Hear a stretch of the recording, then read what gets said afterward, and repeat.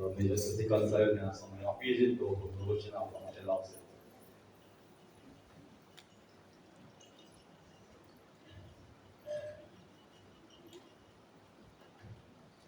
સૌપ્રથમ ઈશ્વર પિતાનો આભાર માનીએ, ઈશ્વરની સ્તુતિ કરીએ કે આજનો સુંદર દિવસ આપણા બધાના જીવનમાં અને પ્રભુ પવિત્ર વાર સાથે મેડિકલ સન્ડે ઉજવવાને માટે આપણને તક પૂરી પાડી છે. સાથે સાથે માનનીય એમડી હોસ્પિટલના એડમિનિસ્ટ્રેટર લેફ્ટનન્ટ કર્નલ રસિક સાહેબનો પણ માનું છું કે આ સમય વચનની સેવા આપવાના માટે મને સમય આપ્યો છે. સાથે કોર કમાન્ડિંગ ઓફિસર સાહેબ, સાથે પલટણના તમામ લોકલ અમલદારો, સર્વનો અમે એમડી પરિવાર તમારો આભાર માનીએ છીએ. આજે જે કેમ્પ રાખવામાં આવ્યો છે તેમાં ડાયાબિટીસ, બીપી, ઓક્સિજન તદ્દન ફ્રી કરી આપવામાં આવશે. સાથે સાથે એસિડિટી, તાવ, શરદી, ખાંસી, સામાન્ય બીપી તમારી જો ગોળી ચાલતી હોય તેને બંધ કરવાની નહીં, પણ અમે ફક્ત 5 દિવસની જ આપીશું. ડાયાબિટીસ અને બીપીમાં તમારી જે ગોળીઓ છે તમારે ખાવાની છે, અથવા તો ડોક્ટર તમને જે કહે એ પ્રમાણે કરવાનું છે, એટલે એની દવા અમે આપીશું નહીં. બાકી જે સામાન્ય બાબતો છે એની દવા અમે આપીશું. આ સાથે એમડી હોસ્પિટલ આણંદ જિલ્લાની અંદર ઓછામાં ઓછા 350 થી 400 નાના મોટા દવાખાના છે, અત્યાધુનિક દવાખાનાઓ છે, અને એમાં પણ એમડી હોસ્પિટલ કાર્યરત થઈ રહી છે. Hallelujah, hallelujah, hallelujah. કારણ કે જ્યાં જુઓ ત્યાં હરીફાઈનો જમાનો છે, જ્યાં જુઓ ત્યાં હરીફાઈનો જમાનો છે, અને આ હરીફાઈમાં પણ ઓછા સાધને, ઓછા સ્ટાફે, ઓછા પગારે, ઓછી સુવિધાઓમાં સર્વ સારું કામ એમડી હોસ્પિટલ આજના દિવસોમાં કરી રહી છે. 20 વર્ષ 30 વર્ષના જૂના અનુભવી ગાયનેક અને સર્જન, કારણ કે એમનું નામ આણંદમાં પડે ના એમની જોડે જ જવાનું, એ જ ઓપરેશન કરે. અને ત્યાં તરુણ શર્મા જે ડોક્ટર છે એમની સ્પીડ તમે જુઓ, ક્યારે લઈ ગયા ક્યારે પાછા આયા ખબર જ ના પડે, એટલી ઝડપી અને યોગ્ય નિદાન. ના જરૂર હોય તો ઓપરેશન ના કરે.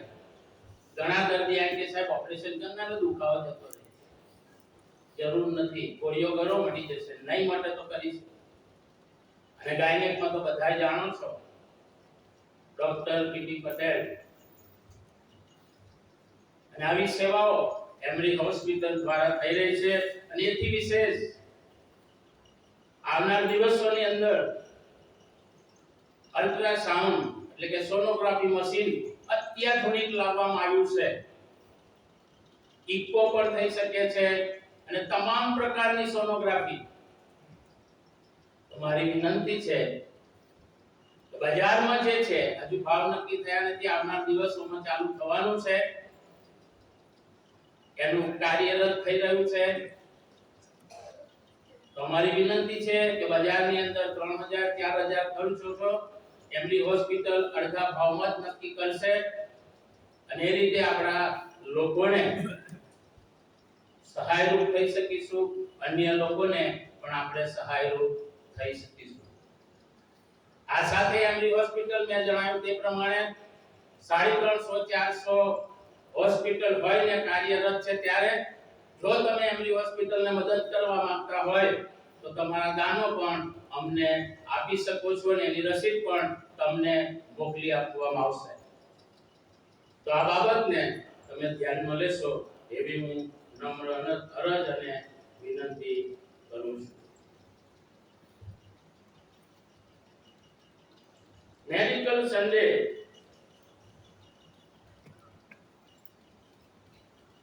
જ્યારે આપણે ઉજવીએ છીએ ત્યારે આપણે શું કરીએ છીએ? જેઓ હોસ્પિટલની અંદર કામ કરતા હોય એનું બહુમાન કરીએ છીએ, એમને માન આપીએ છીએ. પછી શું? કારણ કે દુનિયાનો પ્રથમ ડોક્ટર ઓપરેશન કરનાર એ યહોવા દેવ છે. મને નથી ખબર કે એમની પાસે સાધન હતા કે નહીં. એ દેવ છે, બધું જ કરી શકે છે. પણ જ્યારે હું બોલી રહ્યો છું વચનમાં, ત્યારે આપણે સમજવા પ્રયત્ન કરીએ કે એની પાસે સાધન હતા કે નહીં મને ખબર નથી. પણ ત્યાં એવું લખવામાં આવ્યું છે કે આદમને ઊંઘમાં નાખવામાં આવ્યો, પણ તરત ઓપરેશન નહીં કર્યું. અને પછી એક શબ્દ લખ્યો છે, પછી તે સૂઈ ગયો. અને આપણે બધા જ જાણીએ છીએ કે પછી નર અને નારીને ઉત્પન્ન કરવામાં આવે. આજનું જે શાસ્ત્ર વાંચન છે, મેડિકલ લાઈનની અંદર બાઇબલનો જે સિદ્ધાંત છે, બાઇબલનો જે દ્રષ્ટિકોણ છે, એ બહુ જ અગત્યનો છે. અને મને આનંદ છે કે આપણા ખ્રિસ્તી લોકો એ મેડિકલ લાઈનમાં જાય છે, પણ જો બાઇબલનો જે દ્રષ્ટિકોણ એમના સેવામાં નથી, તો એ મેડિકલ લાઈનમાં ફક્ત એક વ્યવસાય બની જાય છે. અહીંયા માણસનું જે મૂલ્ય છે, એ આ જે શાસ્ત્ર ભાગ જે વાંચવામાં આવ્યો છે એમાં બતાવવામાં આવ્યું છે. માણસનું મૂલ્ય આપણે જોયું, શાસ્ત્ર ભાગ જોઈએ તો દેવે કહ્યું કે આપણે પોતાના સ્વરૂપ પ્રમાણે તથા પ્રતિમા પ્રમાણે માણસને બનાવીએ. પ્રતિમા અને સ્વરૂપ.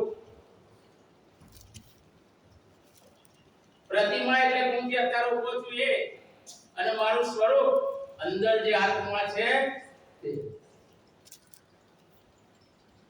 કારણ કે દેવને કોઈએ જોયો નથી, પણ પ્રભુનું વચન કહે છે અને દેવે કહ્યું કે આપણે પોતાના સ્વરૂપ તથા પ્રતિમા પ્રમાણે માણસને બનાવીએ. બનાવી દીધો એટલું જ નહીં, પણ એનું મૂલ્ય અહીં આંકવામાં આવ્યું છે, એનું ગૌરવ. કારણ કે પ્રભુએ કહ્યું આ થાવ ને થઈ ગયું, આ બનો ને બની ગયું, રાત થાવ ને દિવસ થાવ થઈ ગયો. માણસને બનાવ્યા પછી એનું ગૌરવ વધારવાના માટે, એનું મૂલ્ય વધારવાના માટે, કારણ કે દેવના સ્વરૂપ ને પ્રતિમા પ્રમાણે બનાવવામાં આવ્યો છે. ત્યાં લખ્યું છે સમુદ્રના માછલા પર, આખી પૃથ્વી પર તથા પૃથ્વી પર પેટે ચાલનારા સગળા પ્રાણીઓ પર એવો અમલ ચલાવે. માણસનું મૂલ્ય. આજે આપણે માણસનું મૂલ્ય ક્યાં કહીએ છીએ?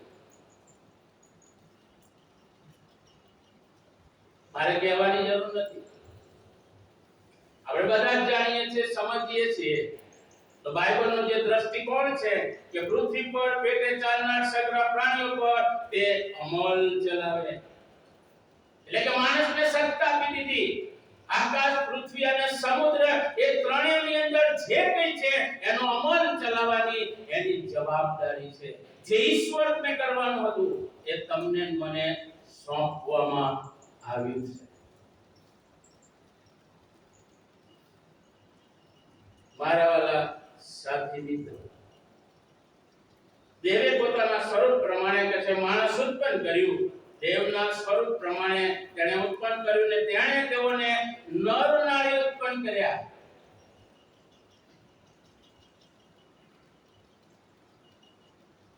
પોતાની જ પાસે. આજે દુઃખની વાત છે, મેડિકલ સન્ડે છે, કદાચ તમે મારા સંદેશાથી કંટાળી જશો, કારણ કે આજે કલમ પદ્ધતિ, કલમો જ વાંચવાની છે અને સમજવાની છે. એટલે કે જાણે બાઇબલ અભ્યાસ કરતા હોય એવું કદાચ લાગે તો મને માફ કરજો. દુનિયાની અંદર વચન જાણીએ છીએ, સમજીએ છીએ, ખ્રિસ્તી કહેવાય છે, ઈશ્વરે બનાવેલું છોડું નર અને નારી ઈશ્વર વગર ક્યારેય બની શકે નહીં. પણ ઘણી દુર્ભાગ્યની વાત છે કે નર નારીના જોડા ઘણા બધા આપણે વિખૂટા પડી ગયેલા હોય એવું જોઈએ છીએ. મારા વાલા સાથી ભાઈઓ અને બહેનો, ઈશાસ્ત્ર 139 13 અને 14 માં લખ્યું છે, મારું અંતઃકરણ તે ભર્યું છે. મારું અંતઃકરણ, એને ગુજરાતીમાં સમજ હોય તો મારું મન, મારું હૃદય, મારા વિચારો એ તે ભર્યા છે. અને મારી માના પેટમાં તે મારી રચના કરી છે. અત્યારે અલ્ટ્રાસાઉન્ડ છે. દાઉદ ગીત શાસ્ત્રી હતો ત્યારે આવું કશું હતું. બાઇબલ એવું કહે છે કે જે કંઈ જુઓ છો એવું માનશો નહીં કે આ નવું થયું, પહેલા કંઈ પણ ગયું હોઈ શકે છે. કે હું નહીં, પ્રભુનું વચન કહે છે જે કંઈ જુઓ છો એવું માનશો નહીં કે આ નવું છે. આપણે અત્યારે એવું કહે છે ચંદ્ર ઉપર ગયા, મંગળ ઉપર ગયા અને હરખ ખાઈ જાય છે, આનંદ થઈ જાય. બાબેલનો મુહૂર્તનો વિચાર કરજો, ત્યાં તો લખવામાં છેક આપણી પાસે આયા.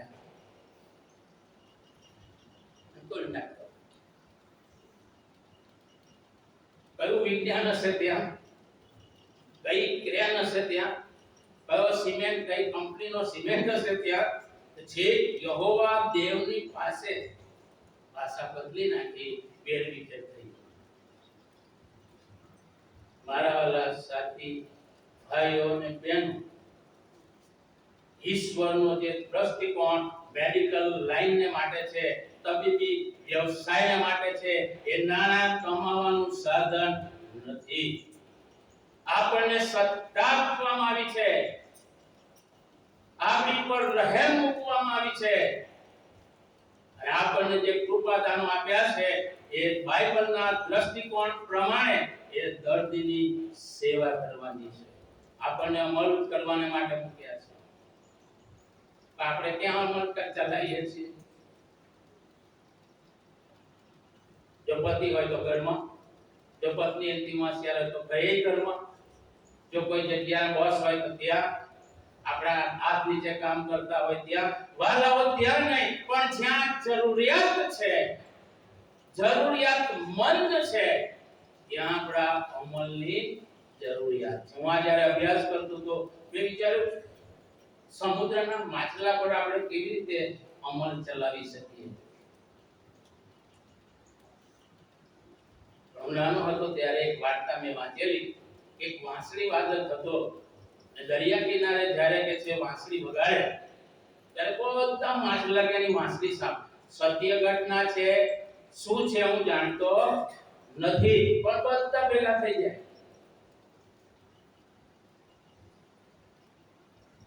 ડિસ્કવરી ચેનલ જો જોશો, મોટા મોટા મગર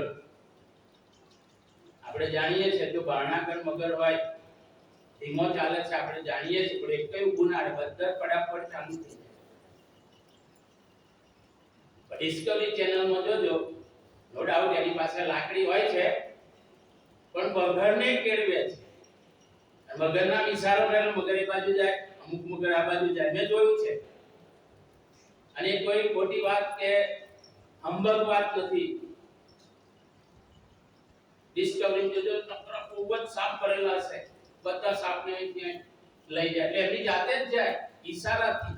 એટલે કે ઈશ્વરે આ મૂંગા પ્રાણીઓ પર અમલ ચલાવવા માટે આપણને આપણું મૂલ્ય છે, આપણું ગૌરવ છે, પણ માણસ જા એ ગૌરવ અને મૂલ્યને ભૂલી જાય છે. દાઉદ ગીત શાસ્ત્રી જે પ્રમાણે કહી રહ્યો છે કે મારી રચના, માતાના પેટમાં મારી રચના કરી છે, ભય તથા આશ્ચર્ય પ્રમાણે એવી રીતે મને રચવામાં આવ્યો છે. ભય અને આશ્ચર્ય, આપણે આ પૃથ્વી પર જન્મ લીધો, જન્મ્યા તો આપણને ભાન નથી, પણ જ્યારે આપણી અવસ્થાઓ જેમ જેમ વધતી જાય છે ત્યારે વિચાર કર્યો છે કે ભય અને આશ્ચર્ય સાથે આ પૃથ્વી પર આપણે આવ્યા છીએ. મારા વાલા સાથી, આગળ લખતા કહે છે ભય આશ્ચર્ય પ્રમાણે તે મને રચવામાં આવે છે, માટે હું તારી આભાર સ્તુતિ કરીશ. આજે આપણે આભાર સ્તુતિ ક્યારે કરીએ? લગ્ન હોય, જન્મદિવસ હોય, એનિવર્સરી કોઈ પણ હોય, અને એવા દિવસોએ આપણે આભાર સ્તુતિ કરીએ છીએ. પછી શું?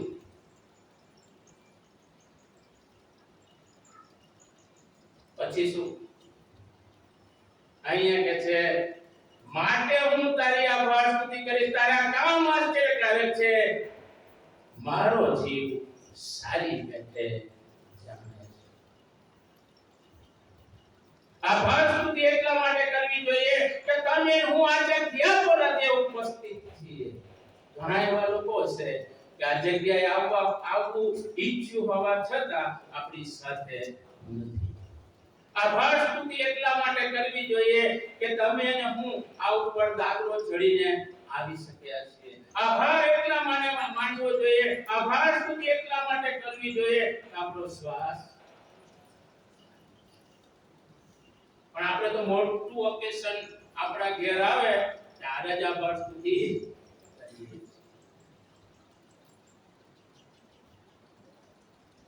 તો પછી આ શ્વાસ જે ચાલે છે એની કિંમતની આભાર સ્તુતિ કોણ કરશે? હું જે આ બોલી રહ્યો છું મુક્તિ, એ મુક્તને માટે હું આભાર સ્તુતિ ક્યારે કરીશ? હું જે કઈ વ્યવસાય કરીએ છીએ એમાં આપણે ક્યારે આભાર સ્તુતિ કરીએ? પ્રભુએ સારી નોકરી, ધંધો, વ્યવસાય આપ્યા છે, માણસનું મૂલ્ય જ્યારે જોઈએ છે, એનું ગૌરવ જોઈ રહ્યા છે, ત્યારે મેડિકલ સન્ડે ઉજવી રહ્યા છે, ત્યારે આપણે જે કઈ વ્યવસાયમાં છીએ ત્યાં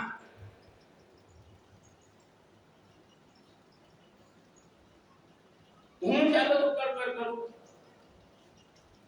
મને જ પગાર આપવામાં આવે છે, આટલો બધો સ્ટાફ છે, વાલાઓ આપણે આપણા મૂલ્યને ગુમાવી દઈએ છીએ. જે કઈ વ્યવસ્થા આપણને આપવામાં આવી છે, જે વ્યવસાય આપવામાં આવ્યો છે, અને આમાં મેડિકલ પર્સનને ખાસ તમને ઈસુના નામમાં, યહોવા દેવના નામમાં અમલ ચલાવવા માટે મૂકવામાં આવ્યા છે. ક્યાં દર્દી આવ્યા આવો લાઈન શું કા પસંદ કરે?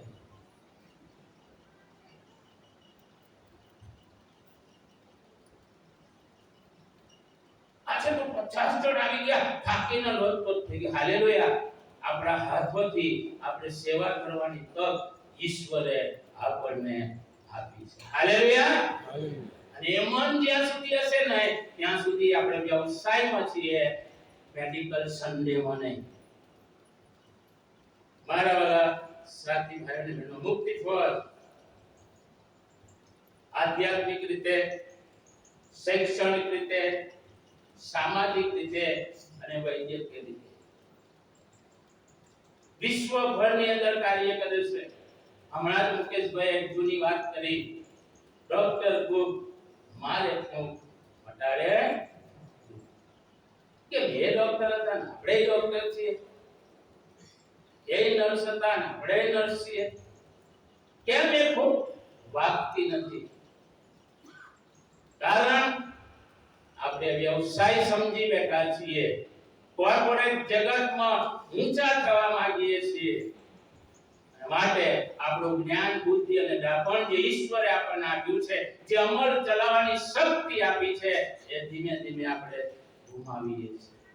લુક 4:40 ની અંદર લખવામાં આવ્યું છે, સૂરજ આથમતી વખતે જેઓને ત્યાં નાના પ્રકારના રોગથી પીડાતા માણસો હતા તેઓ તેમની પાસે લાવ્યા અને તેણે તેઓમાંના દરેક ઉપર હાથ મૂકીને તેઓને સાજા કર્યા.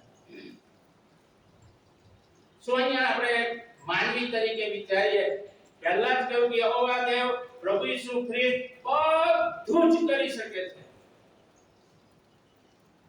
અને બાઇબલમાં આપણે જોઈએ છે એક સુબેદારનો વિશ્વાસ, ઓ પ્રભુ તું મારા આંગણામાં આય, એવો હું લાયક નથી, ફક્ત તું અંતિ શબ્દ બોલ, મારો ચાકર સાજો. તો અહીંયા લખવામાં આવે છે લોક એક ડોક્ટર હતો અને ડોક્ટરનો જે અનુભવ છે એમાં કહે છે જેવો ત્યાં નાના પ્રકારના રોગથી પીડાતા માણસ હતા તેઓની પાસે લાવે, એટલે કે ઈસુની પાસે લાવવામાં. શું ઈસુ શબ્દ ના બોલી શકે? શું ઈસુ એમના કેટલા અંદર ના લાવશો જગ્યા નથી, હું સાજા કરી દઉં છું, ના થઈ શકે? પણ તમને ને મને એક લેસન મળે, તમને ને મને એક કૃપા મળે, એમાંના દરેક પર હાથ મૂકીને સ્પર્શનું દાન. આપણે જે મેડિકલ લાઈનમાં છીએ, આપણો સ્પર્શ આપણા દર્દીને એવો થવો જોઈએ કે એને આનંદ થવો જોઈએ, એને આનંદ થવો જોઈએ. ના મને કોઈ વર્સ્યું અને બીજી વખત આપણા ત્યાં આવે નામ લઈને. પહેલા એક સિસ્ટર હતા, જૂલી સિસ્ટર, દર્દી ડોક્ટરને ના શોધે, કોણ ત્યાં સંચાલક છે એને ના શોધે, જૂલી સિસ્ટર કોણ છે? કારણ મને અનુભવ ત્રીજી મારી અપોઇન્ટમેન્ટ, હું કહું શું થયું કે પહેલા એમને મળું પછી કેસ કરો. ગોવાનીસ ક્રિશ્ચિયન હતા, એમની ભાષા, એમનો પર્સ એમનાથી મોટિવાઈ આવતી હતી અને એટલું સરસ એ રીતે એમનું વર્તન કરે તો પેલું અડધા રોગ તો કાંઈ જ મટી જાય. મારી વાલી બહેનો અને મારા વાલા ભાઈઓ, જેઓ મેડિકલ લાઈનમાં છે, પ્રભુ ઈસુ ખ્રિસ્ત જો એના માથા પર હાથ મૂકતા હોય અને આપણે દર્દીથી ગભરાઈ જતા હોય, ગભરાઈ નહીં, ગંદો કુબળો હોય એટલે આપણને શું થાય? તે તમારી સેવા નુકસાની છે. ફરીથી કહું છું, મેડિકલ લાઈનમાં છે, તમારો મૃદુ સ્પર્શ દર્દીને થતા જ એને આનંદ આવે, કારણ કે આપણે ખ્રિસ્તી માણસો છીએ, વિશ્વાસુ સેવક અને સેવિકા. મારા વાલા સાથી ભાઈઓ અને બહેનો, માર્કની લખેલી સુવાર્તા 9મો અધ્યાય અને 35મી કલમ. અને ઈસુ તેઓના સભાસ્થાનમાં બોધ કરતો ને રાજ્યની સુવાર્તા પ્રગટ કરતો અને દરેક પ્રકારની રોગ તથા દરેક પ્રકારની માંદગીને કાઢતો સગળા નગરોમાં તથા ગામોમાં ફરતો ગયો.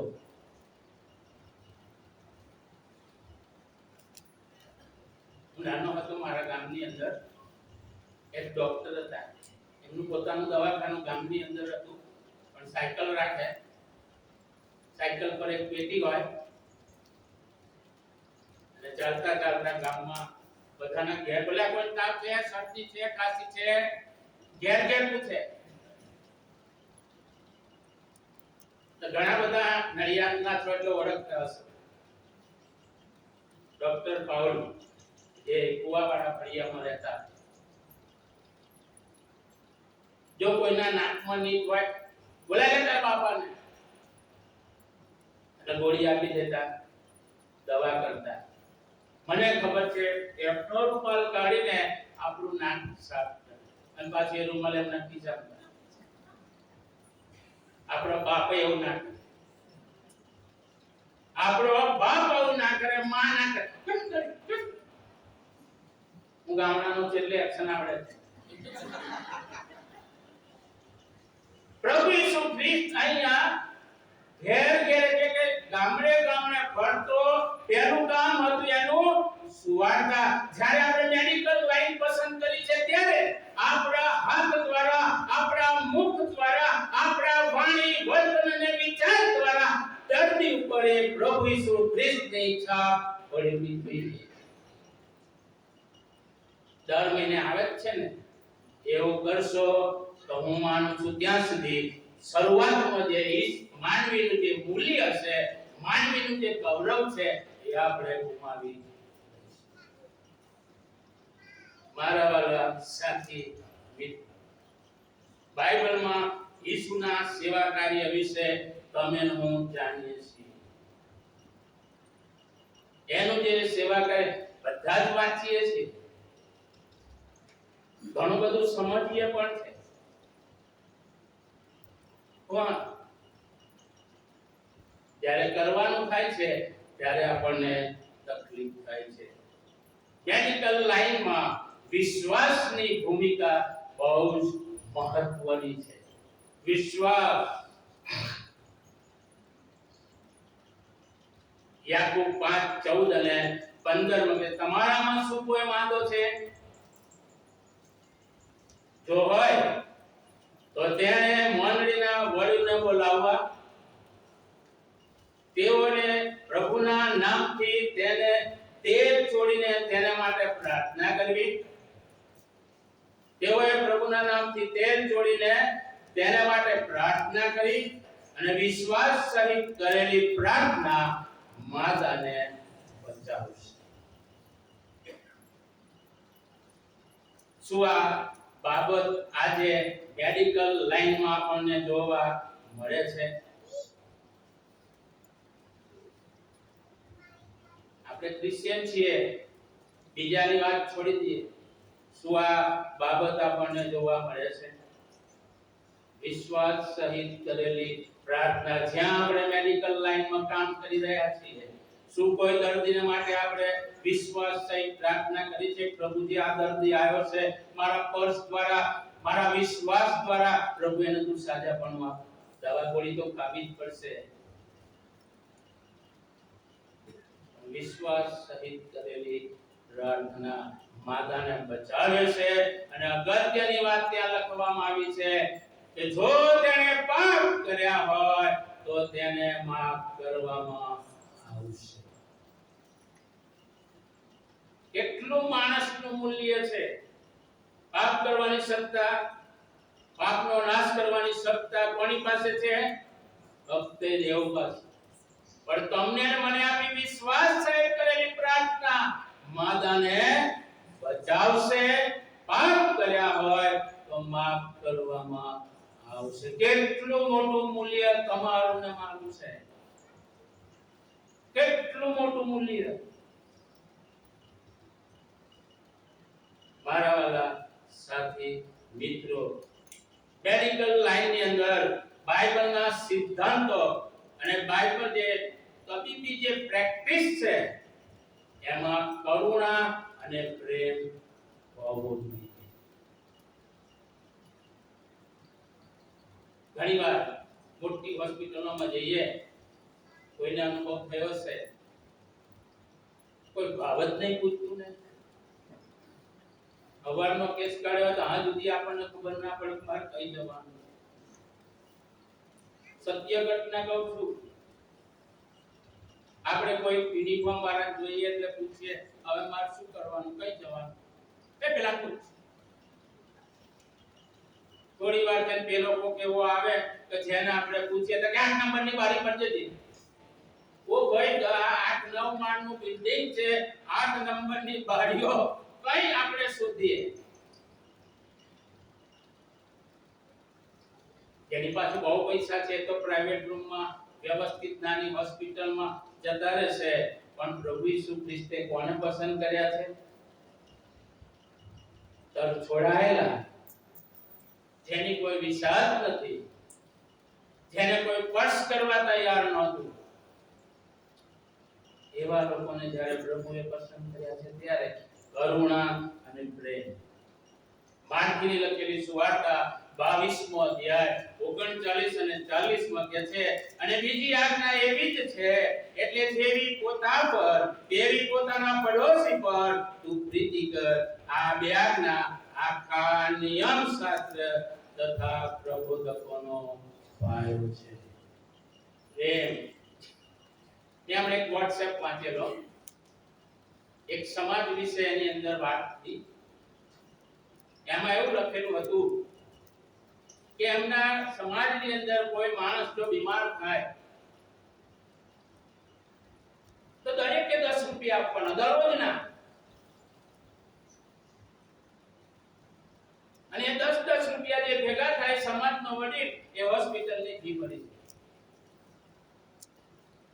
બધાએ વાંચ્યો છે. સાલ્વેશન આર્મી ગ્રુપમાં આ મેસેજ આવેલો. ત્યાં સમાજનું નામ બધું જ લખવામાં આવ્યું છે, પણ હું એ જાહેર કરતો નથી. જે પ્રેમ અને કરુણાના સિદ્ધાંતો જાણતા નથી, ઈસુ ખ્રિસ્તનો પ્રેમ જાણતા નથી, એ સમાજની અંદર ફક્ત 10 રૂપિયા દરરોજના આખા સમાજે ભેગા કરવાના અને હોસ્પિટલનું બિલ ભરી દેવાનું. શું થાય? એક માણસ બચી જાય. જે પ્રેમ વિશે જાણતા નથી, જેણે કદાચ બાઇબલ પણ વાંચ્યું નથી, આજનો સંદેશ એમણે સાંભળ્યો નથી, એ લોકોને તમને ને મને તો શીખવામાં આવ્યું છે. અને આપણે તો ગીત ગયા, જ્યાં પ્રેમનો વાસો હોય ત્યાં પ્રભુ સદા રહેશે. આપણે અંતરકરણને પૂછીએ, મારામાં પ્રેમ છે? અને જો નથી તો અંદર કશું છે જ. એક 10 રૂપિયા. અને મને આનંદ છે આજે, હાલેલુયા, કે આપણા લોકો એવા છે કે નાનું 5-10 હજારનું બિલ એક જ વ્યક્તિ ભરી શકે. એટલો આશીર્વાદ પ્રભુએ તમને મને આપ્યો છે. Hallelujah, hallelujah. ભરી શકે એવું તાકાત પ્રભુએ આપણને આપી છે. એક 10 રૂપિયાના એક વ્યક્તિનું બિલ આપણે ભરી શકીએ. ત્યારે પ્રભુ જે કહે છે, તારા પડોશી પર પ્રીતિ કર. આ બે આજ્ઞા નિયમ શાસ્ત્ર તથા પ્રબોધકનો પાયો છે. પહેલો કોરંથી 13 અને 4 અને 7 ની અંદર તમે બધા જાણો છો. પ્રીતિ સહનશીલ છે, પ્રીતિ પરોપકારી છે, પ્રીતિ અદેખાઈ કરતી નથી, પ્રીતિ આપરાઈ કરતી નથી, પ્રીતિ ભૂલાઈ જતી નથી, અયોગ્ય રીતે વર્તતી નથી, પોતાનો જ હિત જોતી. પણ આજના દિવસોમાં 99.99 પોતાનું જ હિત જોઈએ છે. હવે એકમાં બાકી રહ્યું. હું ઘણીવાર આવો વિચાર કરું છું. આપણને ઘણીવાર ડોક્ટર કે 99% ચીજ છે, 1% નહીં. 1% આમ થાય તો 100% ના થઈ ગયું.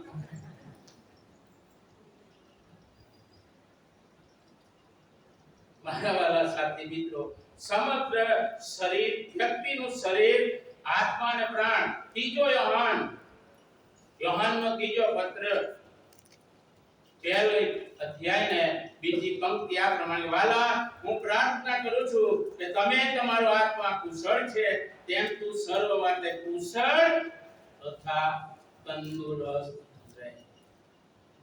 આજે કુશળ છીએ પણ તંદુરસ્ત નથી.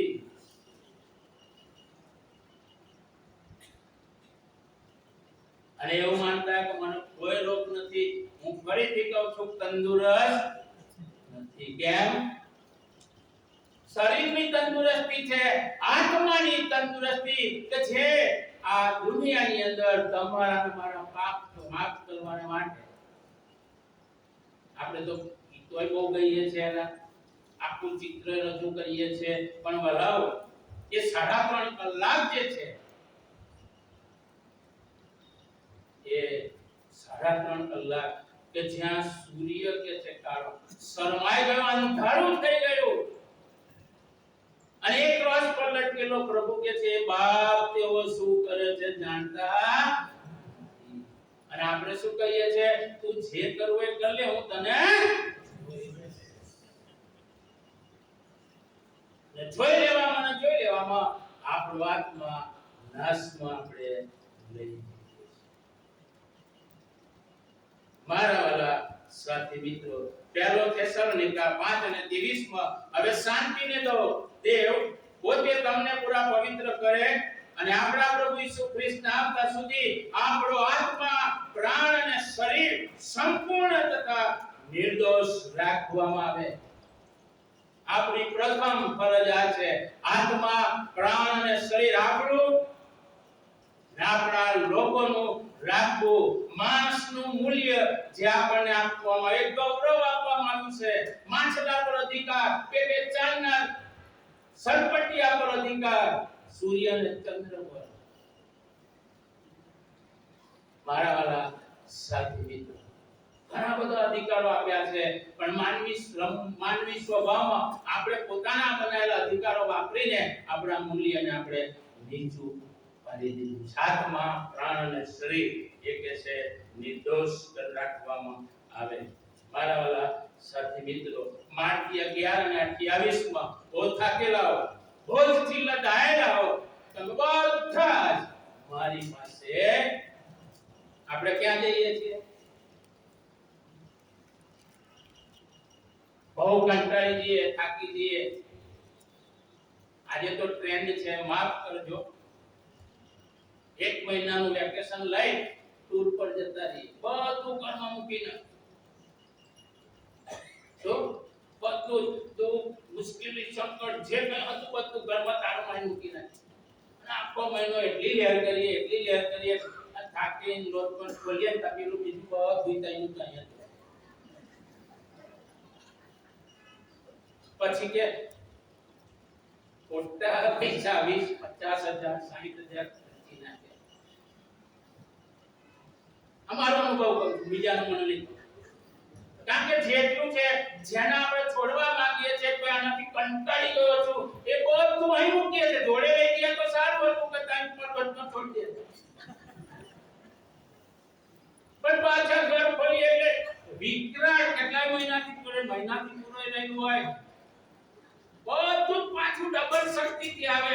પાછા હતા નતા. અને પછી આપણે કહીએ હું તો ખ્રિસ્તી છું, હું તો પ્રભુનો સેવક છું, હું તો પ્રેમ કરનારો છું. વાલાઓ, કરવું જરૂરી છે, પણ જો તારો ભાઈ ભૂખ્યો છે, એની જો દરકાર કરતા શીખીશું તો આજનો મેડિકલ સંજય ઉઠવેલો આપણા માટે આશીર્વાદિત થશે. ફળથી લદાયેલા જે છે, થાકેલા છે, આપણી પાસે એક વાક્ય છે, શું કરવા અઠવાડિયું થશે ત્યારે જ આ વાર્તા. એટલે આ ભાઈ તને હારી સલાહવાની કઈ કે એનો પગાર આપવાની વાત કરી. એટલે ઘણી વાર આપણે એવું જે છે એટલે ફિલિપી 4 અને 6 કે છે કોઈ પણ બાબતની ચિંતા ન કરો, પણ દરેક પરિસ્થિતિમાં પ્રાર્થના અને વિનંતી દ્વારા આભાર સ્તુતિ સાથે તમારી વિનંતીઓ પ્રભુને રજૂ. એટલે જ્યારે પ્રમાણે કે છે ત્યારે ગીત શાસ્ત્ર 62 અને 1 કે છે મારો આત્મા શાંતિથી ઈશ્વરની વાટ જોવે છે, કેમ કે તેનાથી મારું જ્યાં સુધી તારણ વગરની મેડિકલ લાઈન છે તો એક વ્યવસાય છે.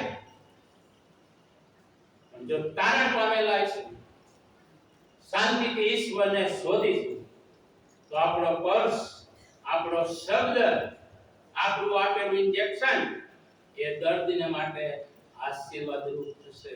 અને ખ્રિસ્તી સાક્ષી ઈસુ ખ્રિસ્ત ફરતા ફરતા સુવાર્તા કરતો હતો, વાણી, વર્તન અને વિચારથી લોકોની પાછળ જતા હતા. તમારા પર્સ દ્વારા એને એક સાક્ષી મળશે કે ના ખરેખર પ્રભુની સેવક કે સેવિકા છે, અને એના દ્વારા મને સાજાપણું મળ્યું છે. પ્રભુ આમ કરવામાં અમારી મદદ કરે.